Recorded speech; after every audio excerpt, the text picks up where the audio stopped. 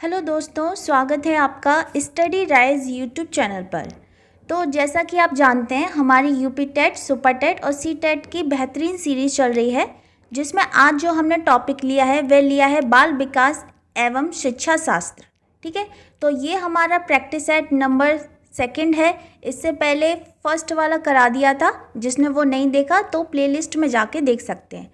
तो चलिए फिर शुरू करते हैं, स्टार्ट करते हैं। उससे पहले अगर आपने अभी तक चैनल सब्सक्राइब नहीं किया है तो जल्दी से सब्सक्राइब कर दो और बेल आइकन को भी प्रेस कर देना, जिससे कि वीडियो की नोटिफिकेशन आपके पास सबसे पहले पहुंच जाए।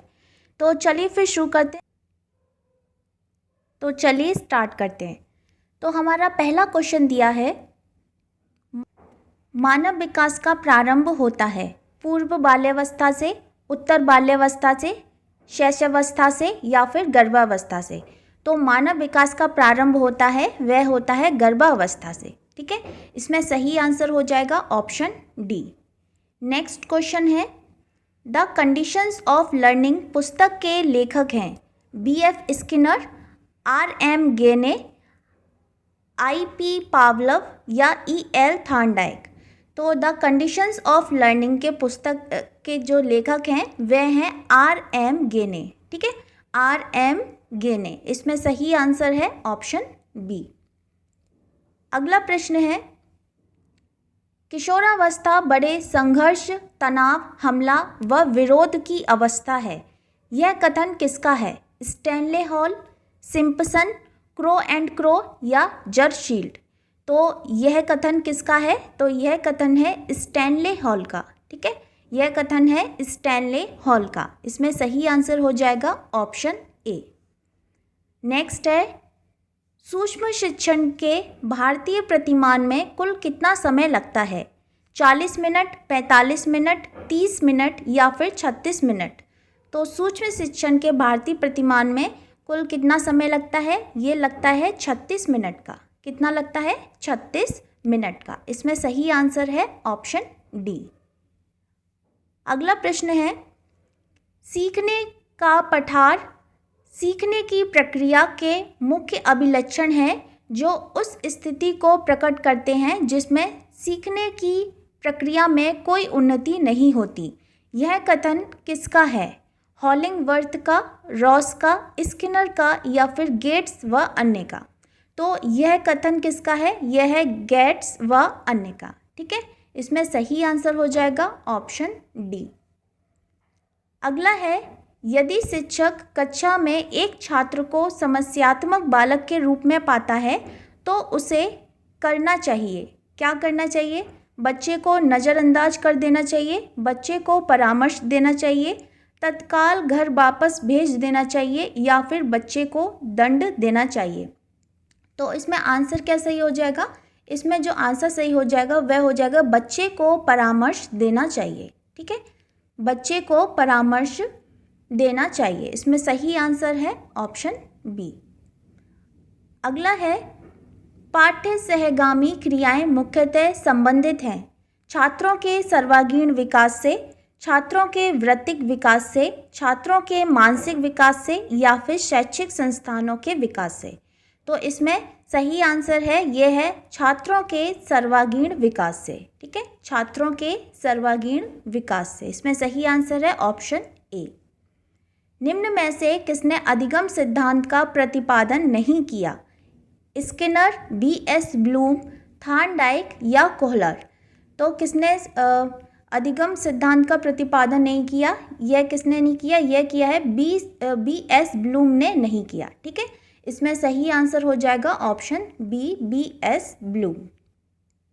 नेक्स्ट है, शिक्षा में अवरोधन का तात्पर्य है बालक का विद्यालय न जाना, बालक द्वारा विद्यालय छोड़ देना, किसी बालक का 1 वर्ष से अधिक समय तक एक ही कक्षा में रहना या बालक का विद्यालय में प्रवेश न लेना। तो शिक्षा में अवरोधन का तात्पर्य है यह है कि किसी बालक का 1 वर्ष से अधिक समय तक एक ही कक्षा में रहना। ठीक है, तो इसमें जो सही आंसर हो जाएगा वह हो जाएगा ऑप्शन सी। अगला दिया है, निम्न में से किस कौशल में पूर्व ज्ञान का परीक्षण होता है? प्रस्तावना कौशल, समापन कौशल, प्रदर्शन कौशल या उद्दीपन परिवर्तन कौशल। तो इसमें किस में होता है ये, इसमें जो सही आंसर हो जाएगा वह हो जाएगा प्रस्तावना कौशल में। ठीक है, प्रस्तावना कौशल में। नेक्स्ट है, किसने बहुविमात्मक प्रज्ञा का प्रत्यय दिया? स्पीयरमैन, जॉन मेयर, गार्डनर या फिर गोलमैन।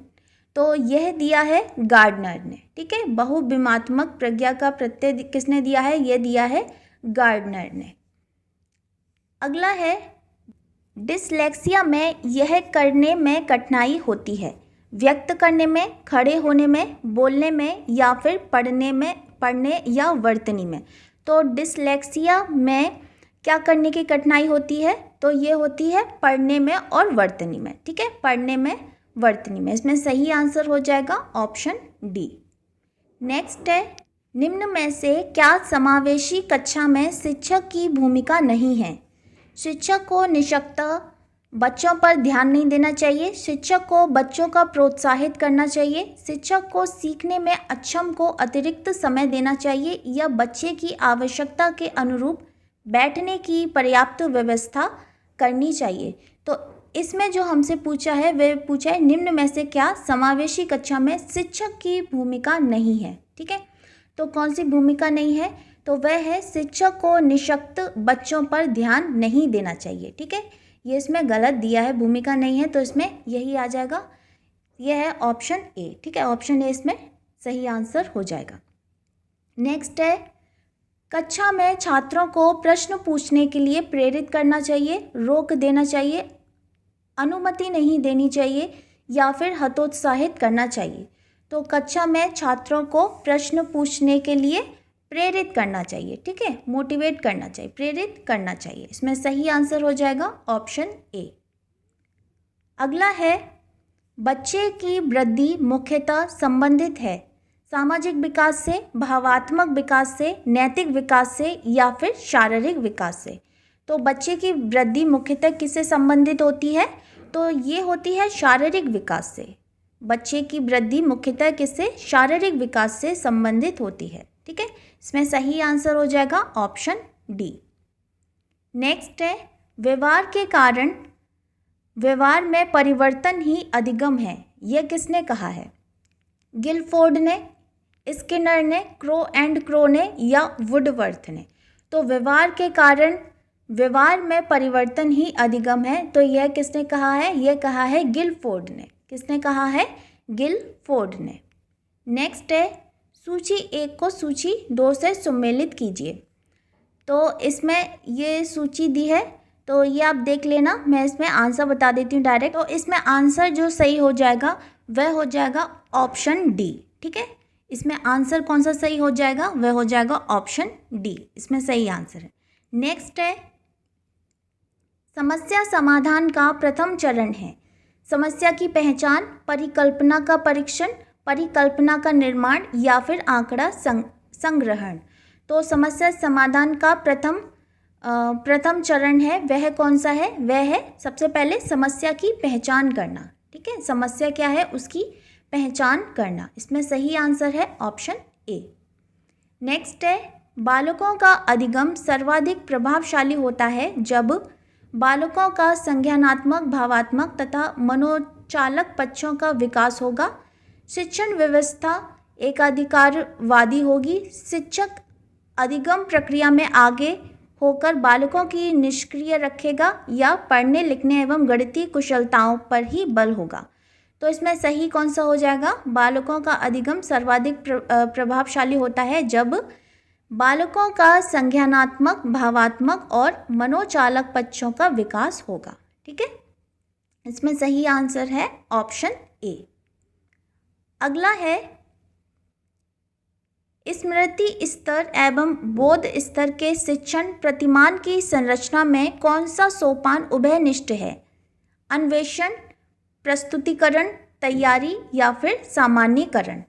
तो इसमें सही आंसर है वह है ऑप्शन डी, सामान्यीकरण। ठीक है, कौन सा है? सामान्यीकरण।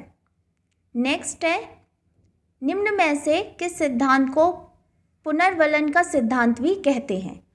उद्दीपक अनुक्रिया सिद्धांत, सूज का सिद्धांत, क्रिया प्रसूत अनुबंधन सिद्धांत या फिर शास्त्रीय अनुबंधन सिद्धांत। तो इसमें क्या है, सिद्धांत को पुनर्वलन का सिद्धांत भी कहते हैं। वह कौन सा है, तो वह है क्रिया प्रसूत अनुबंधन सिद्धांत। ठीक है, क्रिया प्रसूत अनुबंधन सिद्धांत, इसे सिद्धांत को पुनर्वलन का सिद्धांत भी कहते हैं। इसमें सही आंसर है ऑप्शन सी। नेक्स्ट है, निम्न में से कौन सी अवस्था ब्रूनर के संज्ञानात्मक विकास सिद्धांत का अंग नहीं है? प्रतिबिंबात्मक अवस्था, संकेतात्मक अवस्था, क्रियात्मक अवस्था या फिर आंतप्रज्ञ अवस्था। तो इसमें कौन सा संज्ञानात्मक विकास सिद्धांत का अंग नहीं है? तो वह कौन सा नहीं है, वह है आंतप्रज्ञ अवस्था। ठीक है, कौन सा नहीं है, आंतप्रज्ञ अवस्था। नेक्स्ट है, मॉरिसन ने बौद्ध स्तर के शिक्षण प्रतिमान में 5 पदों का वर्णन किया है। वे हैं प्रस्तुतिकरण, खोज, संगठन व्यवस्था, आत्मीकरण, वाचन, अभिव्यक्तिकरण। तो इनका सही क्रम हमें लगाना है।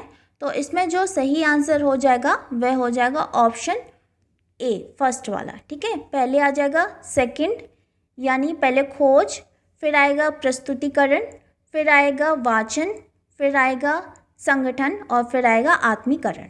ठीक है, इसमें सही आंसर हो जाएगा ऑप्शन ए।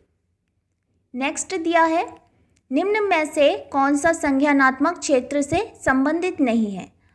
अनुप्रयोग, बोध, ज्ञान, अनुमूल्यन। तो इसमें कौन सा संबंधित नहीं है? तो वह है अनुमूल्यन। ठीक है, कौन सा संबंधित नहीं है, वह है अनुमूल्यन। इसमें सही आंसर है ऑप्शन डी।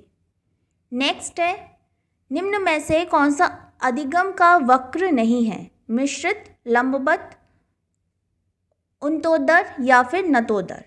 तो कौन सा नहीं है, वह है लंबवत। कौन सा नहीं है, लंबवत। इसमें सही आंसर है ऑप्शन बी। नेक्स्ट है, स्तंभ ए तथा स्तंभ बी को सुमेलित कीजिए। तो इसमें देखते हैं, स्तंभ ए में दिए हैं किसने क्या कहा है। ठीक है, तो इसमें जो एनिमल इंटेलिजेंस की जो बात कही है वह किसने कही है? यह कही है थॉर्नडाइक ने। ठीक है, किसने कही है? थॉर्नडाइक ने। पुनर्वलन की अनुसूची ये है स्किनर ने। ठीक, पुनर्वलन की अनुसूची ये है स्किनर ने। और सारगर्भिता का नियम ये दिया है गेसाल्ट ने, और अनुकूलन ये पियाजे ने। ठीक, तो इसका जो आंसर सही हो जाएगा वह हो जाएगा थर्ड, फोर्थ, फर्स्ट और सेकंड। तो इसमें देख लेते हैं, थर्ड, फोर्थ, फर्स्ट और सेकंड। तो इसमें सही आंसर हो जाएगा, ये हो जाएगा ऑप्शन सी वाला। ठीक है, ऑप्शन सी। नेक्स्ट है, विकास कभी न समाप्त होने वाली प्रक्रिया है। यह कथन विकास के किस सिद्धांत से संबंधित है?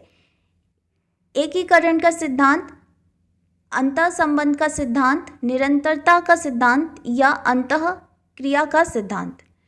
तो विकास कभी ना समाप्त होने वाली प्रक्रिया है, यह कथन विकास के किस सिद्धांत से संबंधित होगा?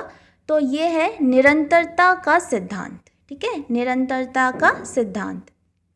इसमें सही आंसर है ऑप्शन सी। नेक्स्ट है, संविधान के किस संशोधन से शिक्षा एक मौलिक अधिकार बन गई है? 25वें संशोधन, 52वें संशोधन, 22वें संशोधन या फिर 86वें संशोधन। तो ये है 86वें संशोधन। ठीक है, 86वें संशोधन। इसमें सही आंसर है ऑप्शन डी। नेक्स्ट है, अभिप्रेरणा के मूल प्रवृत्ति सिद्धांत के प्रतिपादक थे? Abraham Maslow, Simpson, William James या मैकडूगल। तो अभिप्रेरणा के मूल प्रवृत्ति सिद्धांत के प्रतिपादक थे, वह कौन थे? मैकडूगल। ठीक है, मैकडूगल। में सही आंसर है ऑप्शन डी। अगला है, विकास की किस अवस्था को कोल तथा ब्रूस ने संवेगात्मक विकास का अनोखा काल कहा है? बाल्यावस्था को, प्रौढ़ावस्था को, किशोरावस्था को या फिर शैशवावस्था को। तो विकास की किस अवस्था को कोल तथा ब्रूस ने संवेगात्मक विकास का अनोखा काल कहा है? तो ये कहा है बाल्यावस्था को। किसको कहा है? बाल्य अवस्था को। इसमें जो सही आंसर हो जाएगा वह हो जाएगा ऑप्शन ए। ठीक, तो ये थे आज के 30 क्वेश्चन बाल विकास और शिक्षा शास्त्र के। उम्मीद करती हूँ वीडियो आपको पसंद आई होगी। मिलते हैं फिर बहुत जल्द नेक्स्ट वीडियो में। तब तक के लिए थैंक यू सो मच।